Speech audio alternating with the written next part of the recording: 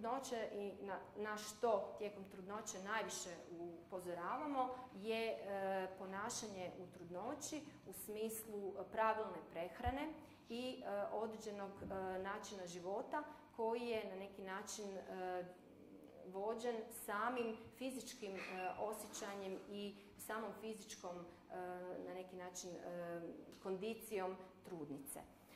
Što se tiče prehrane, prehrana je jako važna i za trudnicu je dakako savjet da ta prehrana bude ravnomjerna, da bude bogata sa svim potrebnim nutrijentima kao što su vitamini, minerali, esencijalne aminokiseline, da bude dvostruko bolja, a ne dvostruko veća. Dakle, na količinu naročito je važno paziti jer često, kao što sam i spomenula, trudnoća ima taj svoj dijabetogeni učinak.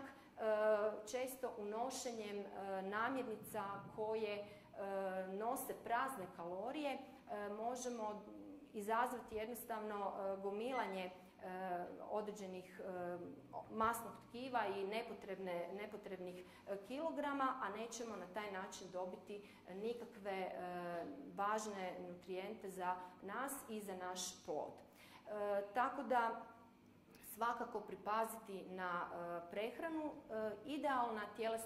idealno dobivanje kilograma u trudnoći je negdje između 10 do 13 kilograma. Dakle, sve preko je puno.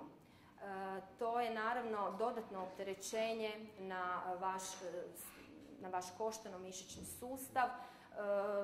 Biće vam i teže je na neki način podnijeti kasnije, odnosno taj zadnji trimestar trudnoće, kretanje i sam porod. Dakle, važno je voditi o tome računa.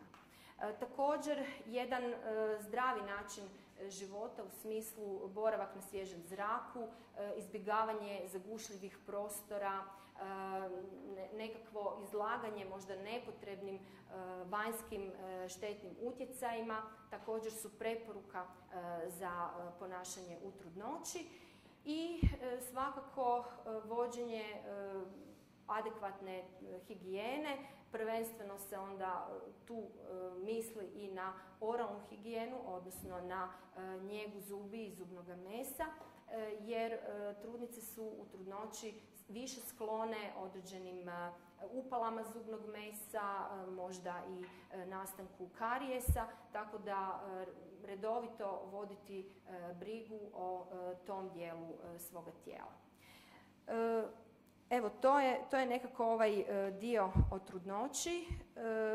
Ukoliko imate neko pitanje, evo, možete me slobodno pitati. Uvijek nekako nastojim sve reći, ali evo, dogodi se da nekad nešto i izostavim.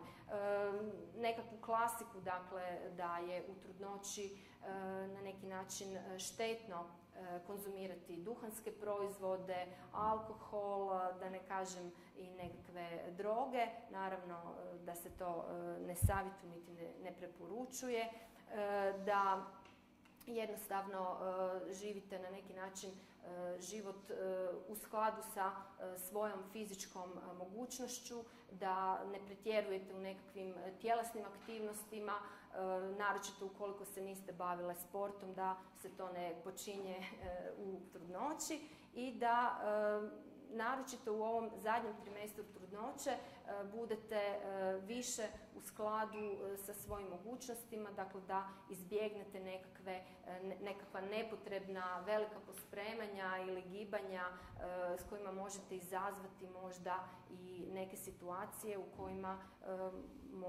može biti potenciran pad. Evo. Da li imate kakvo pitanje? Slobodno me pitajte. Da li vas nešto zanima dodatno? Dobro. Možemo se uvijek i vratiti ako se sjetite.